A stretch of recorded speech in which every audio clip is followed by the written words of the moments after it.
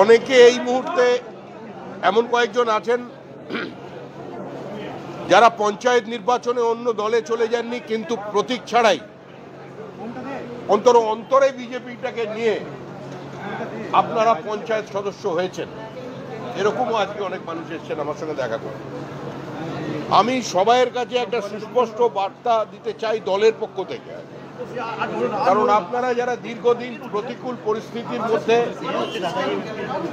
কখনো বামফ্রন্টের অত্যাচার, কখনো তৃণমূলের অত্যাচারের মধ্যে দিয়ে রাজনীতি করেছিলেন, পরাজয় নিশ্চিত জেনেও আপনারা যারা রাজনীতি করেছিলেন, তারা কিছু প্রাপ্তির জন্য রাজনীতি করেননি। আপনারা নিশ্চিন্তে থাকুন, এই সরকার চলে যাচ্ছে, তৃণমূল হারছে, তৃণমূল হারবে, তৃণমূল হারতে চলেছে।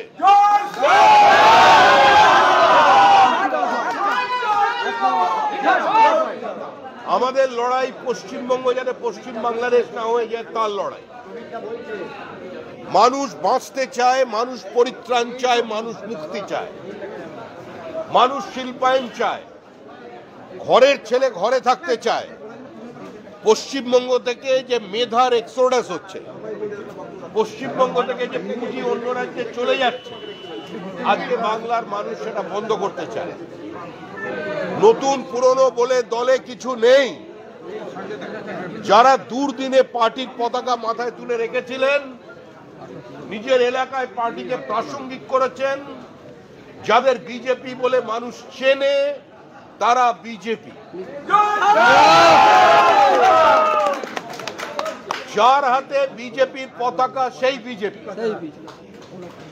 যে বিজেপিতে সক্রিয় সে বিজেপি নেতা,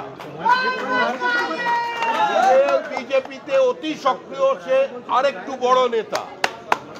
কিন্তু আমরা দিনের শেষে সবাই বিজেপি কর্মী।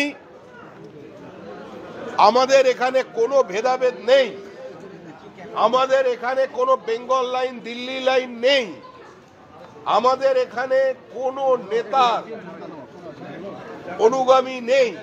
আমরা সবাই একটা প্রতীকের অনুগামী, আমরা সবাই বিজেপি। আমাদের প্রতীক পদ্ম ফুল।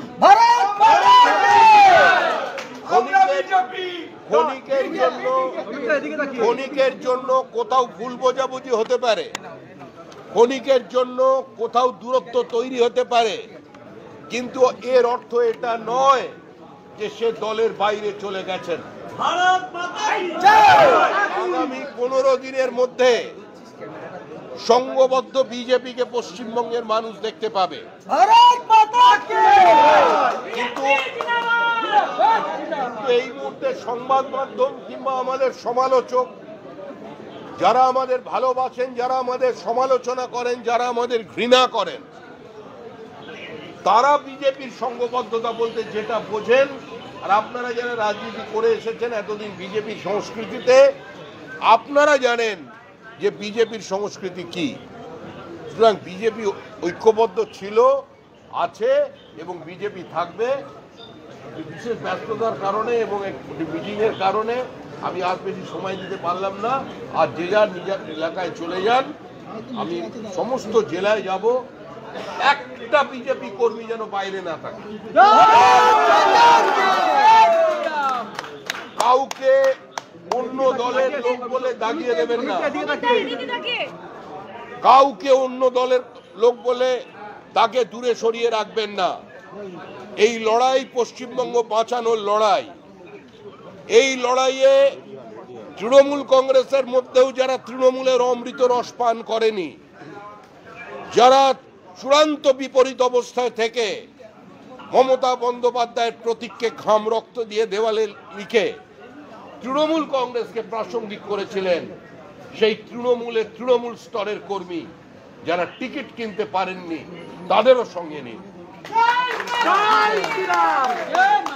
যে বামপন্থীরা এখনো রাতের অন্ধকারে ওই জন রিডের দুনিয়া কাঁপানো 10 দিন বুকে চেপে ধরে বিপ্লব আসার অপেক্ষায় শিহরিত হন, তাদেরও সঙ্গে নিন। আগে পশ্চিমবঙ্গকে বাঁচান, আগে পশ্চিমবঙ্গকে রক্ষা করুন। এটা অস্তিত্ব রক্ষার সংকট। হিন্দু বাঙালিদের জন্য শেষ নির্বাচন, জাতীয়তাবাদী মুক্তমনস্ক প্রগতিশীল মুসলমানদের জন্য এই নির্বাচন শেষ নির্বাচন। না হলে পরের নির্বাচনে যদি মমতা বন্দ্যোপাধ্যায়ের দল ঘুরে আসে, আমাদের পশ্চিমবঙ্গের বিধানসভার ভেতরের ডিজাইনটার সঙ্গে জম্মু কাশ্মীরের বিধানসভার ডিজাইনে কোনো পার্থক্য থাকবে না। তাই এই লড়াই প্রত্যেকের লড়াই, এই লড়াই কোনো নেতার লড়াই নয়, এই আলোচনা কোনো নেতায় নেতায় বিবাদ সংবাদের সংঘর্ষের নয়।